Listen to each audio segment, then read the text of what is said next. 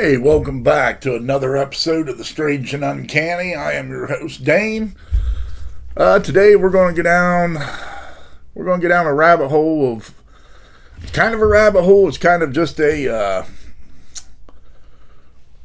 a story with kind of a plot twist to it. And it's something I've known about for a long time. It's kind of escaped my thought process for a while. With things that seem to be going on right now, just stick to the end and I'll tie it together for you. Maybe not. I mean, we're definitely going to get down a rabbit hole with this one, but it's pretty strange nonetheless.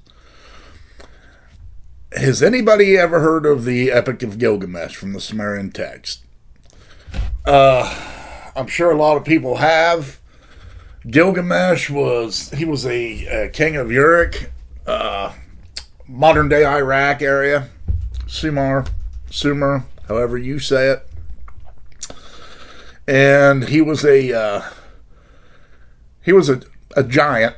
Nobody else matched him, whether it came to look, size, strength, courage, what have you.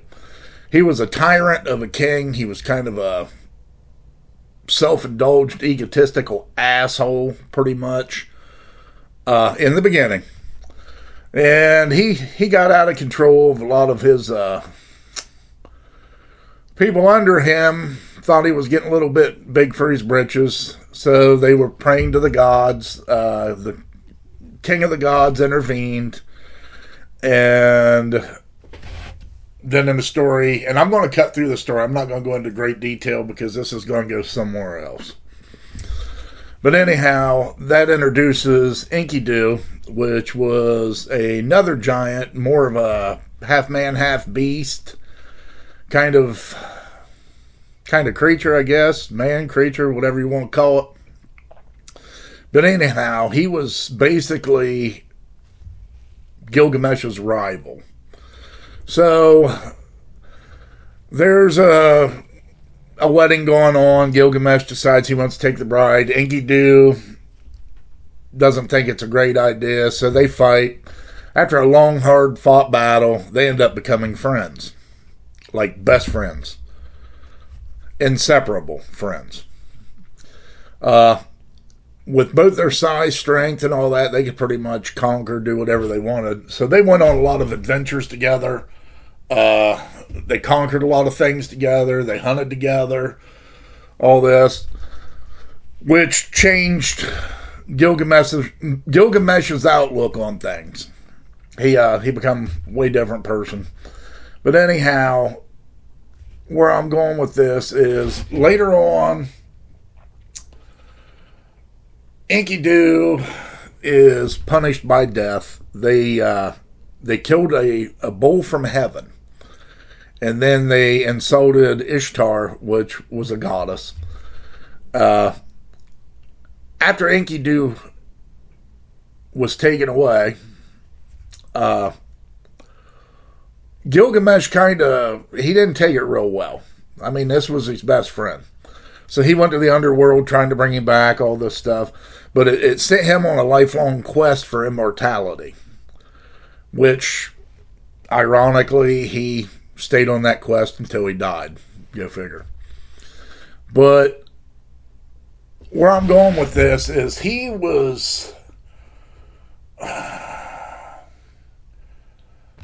his tomb would be in modern-day Iraq today.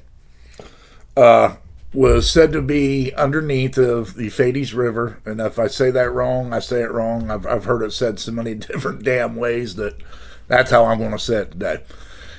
Which is drying up. So in 2003, there were German archaeologists. Basically, they were doing a dig there on a site in the dried river beds. And they were with a guy named Dr. Jorg Fassbinder. I'm not really sure how to pronounce it. But nonetheless, this was 2003. Within a month after this discovery, and people were really excited about this discovery, we invade Iraq. That's when we invade Iraq. And we set up encampments. And there is... Now, let me remind you. Everything's a legend. And everything's a rumor. It's... Nothing here I'm saying is in fact, except for one of the last things I said. But we invade Iraq. We set up encampments all over the place, right next to the burial site. Then there were whispers in the night of our soldiers digging at night, helicoptering and trucking things out of there. Which, would I doubt that? No, I wouldn't doubt that one bit. But it brings me to the place, what exactly were they looking for? Why were they so intrigued and infatuated by the Tomb of Gilgamesh? Well, I did forget to mention he was 2/3 God, 1/3 human. Put that together, kind of either Nephilim or Nephilim descendant. I mean, I don't know what the hell it's called when a Nephilim has a kid. I'm not real sure. A demigod, I'm not sure. But anyhow, with that being said, doing all this, under the cover of nighttime and all this bullshit. But the museum in Iraq, National Museum of Iraq, gets looted. All these artifacts come up missing from there. But like I'm going to get back to what I was saying. What would they have been looking for? Were they looking for, I don't know, lost knowledge, lost weapons? Like,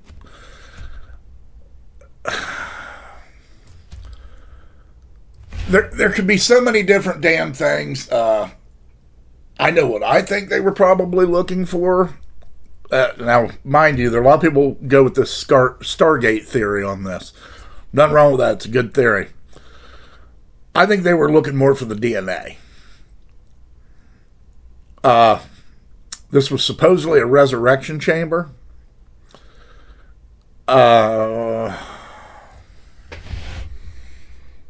With things going on right now, with things I've read in these recently released files and all that, I'm going to have to guess with they wanted the DNA. Or at least something in that order. But with the museum being looted, I mean, to me, a little bit coincidental with the rumors of things being flown out at night, digging at night. And there's one more little thing that kind of tops this off. And now don't quote me on this date. I'm horrible with dates sometimes. There were released Hillary Clinton emails. And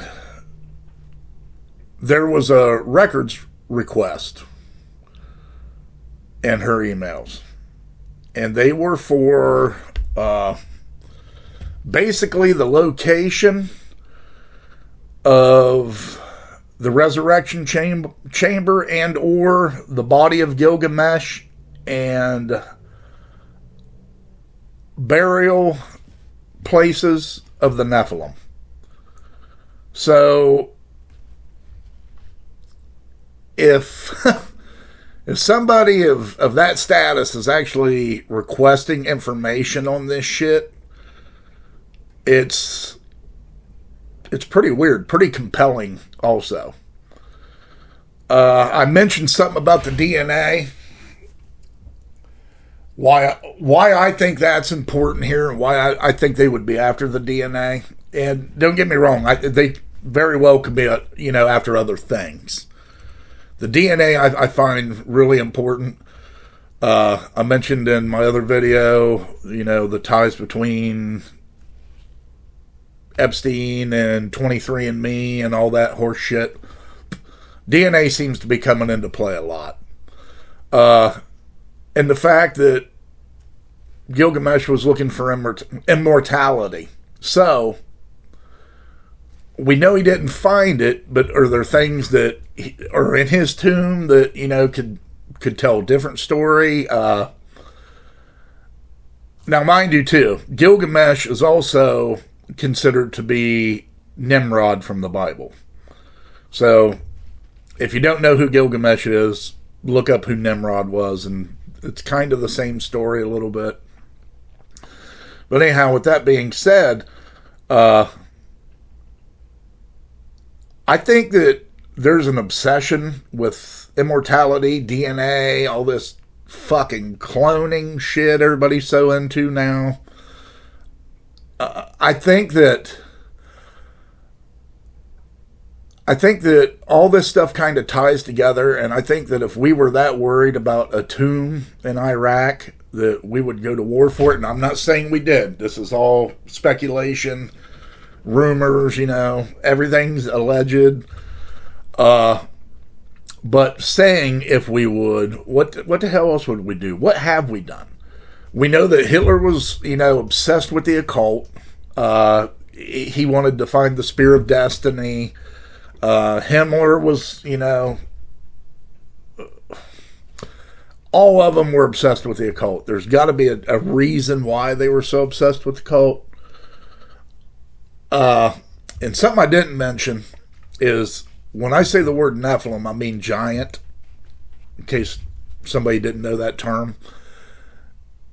And if you really do your research on the Nephilim, to me, they were basically the first vampires, per se. They, at one time, I guess, it's written that we could live for centuries. And that was cut down to no more than 120 years. Well, the Nephilim didn't like that. So they started consuming people, drinking bodily plasmas, or however you want to say it. I can't say the word on here, I don't think. But it's the obsession with that. And if you read what's going on today, I mean, it kind of ties together.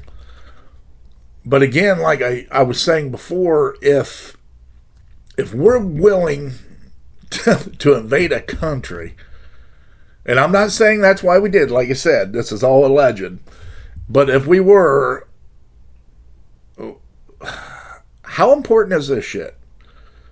How is this, I mean, is there something that normal people are missing here? Are they trying to, shit, I don't even know how I'm going to go with this. Are they trying to open something, bring something back? Are they trying to convert into something? Just like with the Nephilim, they're mentioned in Genesis. Then after the flood, when they were supposed to be all destroyed, they're mentioned again. They're mentioned later in the Bible. So obviously they were not destroyed.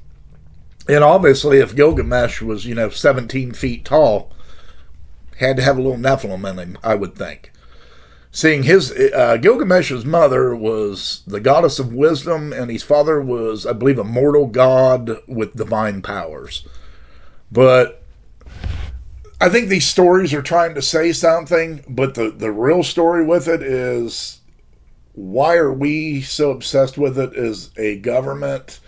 There's other governments that are, I'm sure, just as involved in things that we don't know about. I mean, if you think about all the archaeological digs that's going on, you rarely, it's almost like they never even really throw us a bone anymore. You used to hear shit, King Tut, when he was, you don't hear that. And I think a lot of it is because it's all cover-ups. I think that they will let you know what they find if it's insignificant. But if it's something that's on their agenda, you're not going to know about it. You'll never know about it. I'll never know about it.